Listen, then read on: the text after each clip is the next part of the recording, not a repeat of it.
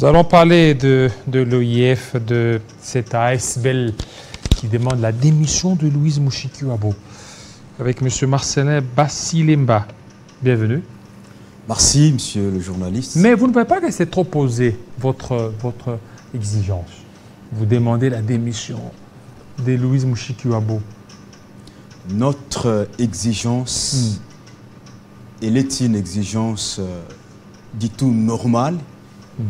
Sinon, pour ceux qui ont les yeux pour voir et les oreilles pour attendre, du fait que Louise Mushikiwabo, pour nous, n'est-ce pas, c'est une plaque tournante du régime du Rwanda, un pays agresseur de la RDC. Vous Ça, voulez... c'est la première des choses. Ouais, allez-y, allez-y. Deuxièmement, Louise Mushikiwabo, elle est originaire d'un pays non respectueux des droits de l'homme, de la démocratie, de ce quoi le valeur que défend l'OIF. Et pour preuve, vous ne pouvez qu'à lire, n'est-ce pas, le rapport de la Commission des droits de l'homme des Nations Unies sur la situation des droits de l'homme au Rwanda. Les signaux sont au rouge.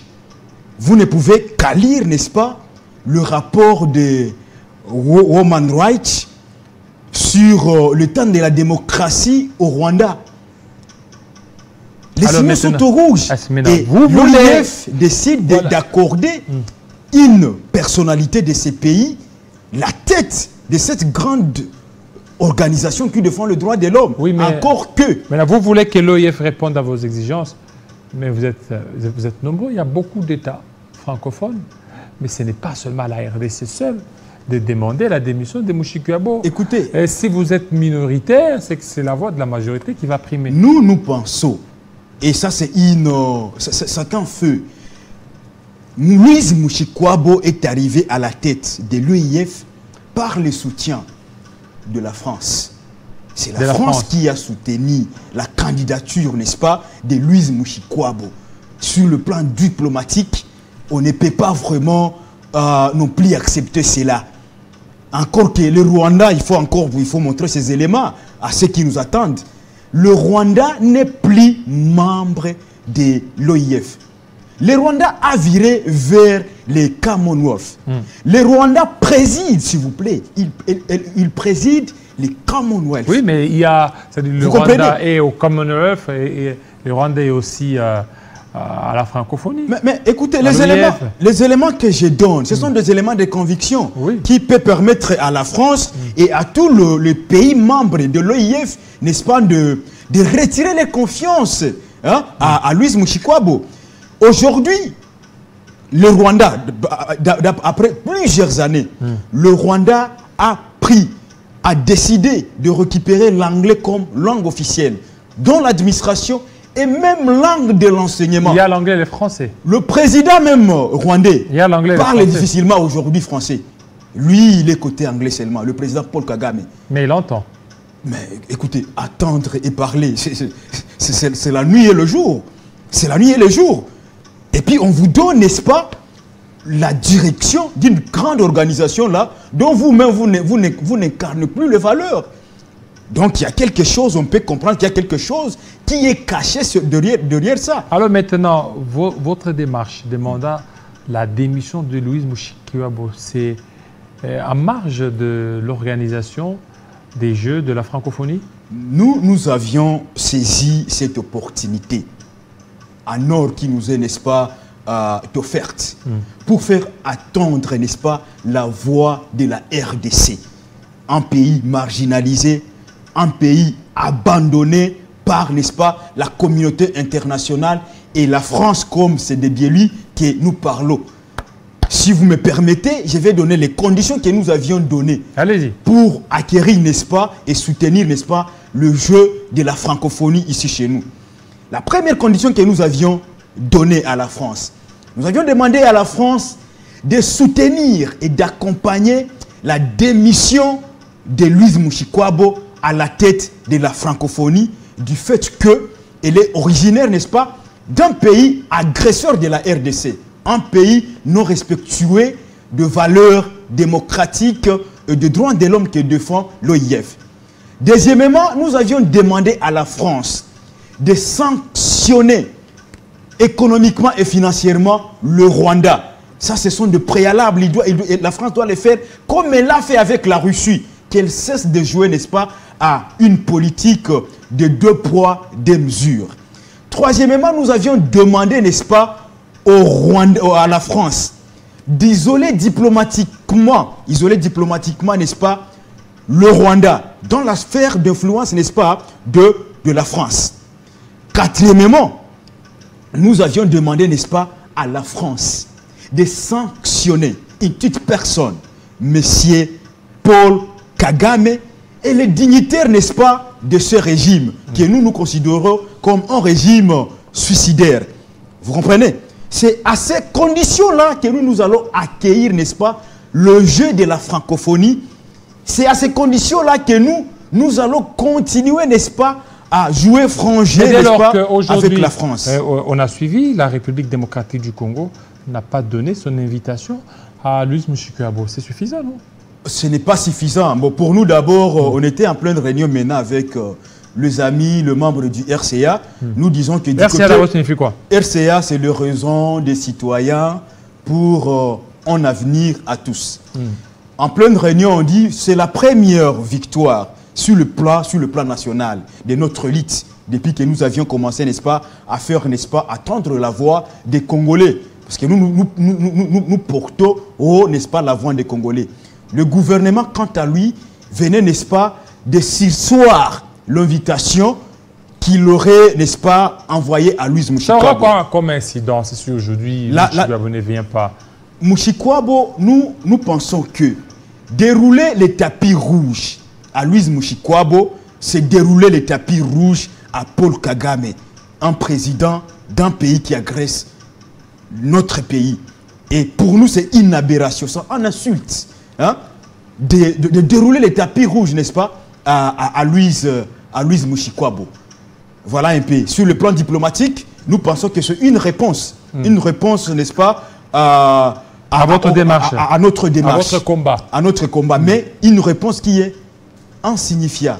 Nous voulons voir. Donc vous voulez seulement la démission. La démission. Que Mushikiwabo démissionne. Que Mushikiwabo démissionne. Mais qu'est-ce que ça va apporter à la RDC? Mais ce que ça apporte à la RDC, que c'est une façon d'attendre notre voix dans la démarche de la pacification de notre pays. Parce qu'il y a beaucoup de problèmes en République démocratique du Congo. Ça ne veut pas dire si Mushikiwabo est là ou n'est pas là, les Congo sera paradis du tout. Mais vous ne voyez pas que ça risque d'être un acharnement sur Mushikiwabo? Ce n'est pas un acharnement. Pour nous, sur le plan diplomatique, c'est un élément positif. Parce que le monde saura que Mushikiwabo a démissionné parce que la RDC a demandé sa démission, parce que son pays, le Rwanda, c'est un pays qui agresse, n'est-ce pas, la République démocratique du Congo. C'est un pays qui n'est pas pacifique. C'est un pays qui viole les valeurs démocratiques. C'est un pays qui ne respecte pas la politique de bon voisinage. Pourtant, nous sommes censés vivre en harmonie avec le peuple rwandais, d'ailleurs que nous partageons de valeurs, n'est-ce pas, de même valeur, presque de même valeur avec eux. Mais le grand problème aujourd'hui, c'est la politique rwandaise en République démocratique du Congo. Le grand problème, c'est le régime au pouvoir au Rwanda. Maintenant, aujourd'hui, les régimes au pouvoir, vous ne voyez pas, il y a maintenant la Belgique qui a refusé d'accorder l'accréditation à l'ambassadeur Vincent Karega, celui qui était ici. La Belgique a refusé. Vous ne voyez pas que c'est aussi une pression lancée sur le Rwanda? Nous, au sein du RCA, et c'est même la position de la République démocratique du Congo, nous avions dit, nous sommes fatigués avec des belles paroles de la dite communauté internationale. Juste des mots creux, dénués de tout sens. Nous voulons voir la communauté internationale sanctionner le Rwanda économiquement, isoler le Rwanda. Ils l'ont fait avec la Russie. Qu'ils le fassent aussi pour nous. Ce que le plus de 10 millions de morts congolais, des gens que nous déplorons aujourd'hui, compte zéro devant les yeux de la communauté internationale. c'est que la vie d'un Congolais ne représente rien devant eux. Et que nous devons continuer, n'est-ce pas? La communauté internationale doit continuer à assister impuissamment, n'est-ce pas, au massacre, à répétition, à l'est de la République démocratique du Congo. Le massacre de Kishishi, le massacre à Rutshuru, le massacre tout ce qui s'est passé au sud Kivu. Si je commence à citer ici, les massacres de Kasika, les massacres de Kanyola, les massacres de Ninja, les massacres de Mutaroule. Donc, il y a au moins une liste non exhaustive. Si j'ai commencé à citer, on peut même passer un peu la nuit, toute la nuit ici. Et donc, tout cela ne dit rien à la communauté internationale pour dire, écoutez, ça suffit. Nous avions abandonné la République démocratique du Congo. Nous avions accepté que cette puissance par procuration, le Rwanda, puisse endayer tous les jours, violer, n'est-ce pas, le minerai, donc la richesse du sol et du sous-sol de la République démocratique du Congo, et qu'après 3 décennies, disons quand même non. Disons non. Alors et soutenons la République démocratique du Congo. Pour mener à bon escient vos démarches, vous faites quoi? Vous organisez des marches. Qui est derrière vous? Qui vous soutient? D'abord, personne. Personne ne derrière nous. Nous sommes en train de mener un combat pour, n'est-ce pas, la restauration de la paix en RDC. Un combat pour, n'est-ce pas, défendre l'intégrité territoriale de la RDC. Nous n'avons pas besoin que quelqu'un soit derrière nous pour défendre l'intégrité territoriale de notre pays. Il n'y a personne d'abord qui est derrière nous. Ça, c'est un. De deux, nous voudrions à ce que la voix de la RDC soit entendue. Nous voudrions à ce que la communauté internationale, pour une fois, se dise, écoutez, ces gens ont souffert pendant longtemps. Essayons quand même d'intervenir, essayons de les aider. Parce qu'ils en ont pour quelque chose. Ils n'interviennent pas aujourd'hui. Ce n'est pas à dire qu'ils n'ont pas des éléments de conviction qui leur permettraient d'intervenir. Nous avions un grand lot de rapports des experts des Nations Unies qui ont parlé des différents massacres perpétrés en RDC par l'UPDF, le RDF, l'armée rwandaise. Il y a plein de rapports. Nous avions le rapport mapping. Et donc, tous ces rapports-là sont gardés dans le tiroir des Nations Unies, non exploités, et ils continuent toujours, n'est-ce pas, à assister impuissamment. Ça doit cesser. Le peuple congolais doit s'élever comme un seul homme. Aujourd'hui, nous représentons la société civile. La société civile, c'est une église au milieu du village. Ce n'est pas une démarche de l'opposition ni du pouvoir. C'est une démarche de tous les Congolais. Et c'est comme ça que je suis en train de sensibiliser, de conscientiser le peuple congolais que nous nous retrouvons demain à 10h. Demain mardi. Demain mardi le 25 juillet 2023, que nous nous rencontrons devant l'ambassade de la France pour exiger à la France la démission, n'est-ce pas, de Louise Mushikiwabo à la tête de l'OIF, pour dire à la France, maintenant c'est le temps de sanctionner économiquement et financièrement le Rwanda, parce que si vous le faites, et si vous influencez aux autres partenaires, à vos partenaires de le faire, le Rwanda n'aura plus les moyens financiers de nous attaquer. Il sera aussi asphyxié économiquement. Par surcroît, la guerre à l'est de la RDC, la guerre dans les grands Bandundu, au Kwamuntu, au Congo central, les Mobundu qui nous attaquent déjà par-ci par-là, tous ces conflits-là vont prendre effet. Même les kidnappings, nous osons croire que ces gens sont derrière tous ces chaos-là, toute la psychose qu'ils sont en train, n'est-ce pas, de créer dans la ville-province de Kinshasa. Troisièmement, nous serons là demain pour dire à la France d'isoler diplomatiquement, n'est-ce pas, le Rwanda. Nous serons là pour dire à la France de sanctionner directement, n'est-ce pas, Paul Kagame. Et voilà, je crois que les amis de l'opposition, les amis de la majorité présidentielle, les amis des confessions religieuses, nos collègues dans leur diversité des organisations de la société civile seront là. Nous interdisons à tous ceux qui vont participer de venir avec un drapeau de parti politique. Je vous conseille de venir avec le t-shirt de drapeau de la RDC, où vous vous habillez normalement pour venir défendre, n'est-ce pas, la cause noble de la RDC. Merci beaucoup, M. Marcelin Basilemba, coordonnateur du RCA.